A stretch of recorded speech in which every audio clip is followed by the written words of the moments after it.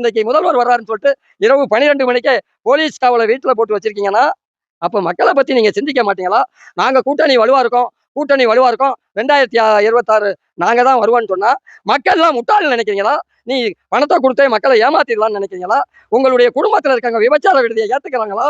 முதல்வருடைய வீட்டுக்காரமா ஏற்றுக்கிறாங்களா? துணை முதல்வருடைய வீட்டுக்காரமா விபச்சார விடுதி திறக்கிறத ஏற்றுக்கிறாங்களா? உங்களுக்கு இதயத்தில் கருணையே இல்லையா? நீங்க பள்ளி குழந்தைகளுக்கு உணவு போடுறேன்னு சொல்லிட்டு பாதுகாப்பற்ற நிலையில இந்த மதுபான கடைகளை திறந்துகிட்டு இருக்கீங்களே, பள்ளி குழந்தைகள் அதை குடிச்சிட்டு கும்மால் அடிக்குத, அதை பத்தி உங்களுக்கு கொஞ்சம் கூட கவலை இல்லையா? இதுக்காக வேண்டிய நாட்டுக்கு சுதந்திரம் வாங்கி கொடுத்தாங்க. நாட்டுக்கு விவரம் சிந்தி சுதந்திரம் வாங்கி கொடுத்த அந்த சுதந்திர தியாகிகள்லாம் நாட்டு மக்களுடைய எதிர்கால தலைமுறையை வாழ வைக்கணும்னா நீ நாட்டை குட்டிச்சவராக்கி எதிர்கால தலைமுறையின் வாழ்வாதாரத்தை அளிக்கிறதும் பொருளாதார சீரழிவை ஏற்படுத்துறோம். கல்வி வேலை வாய்ப்புல முன்னுரிமை கிடைக்காம அவதிப்பட்டுக்கிட்டு இருக்கான்.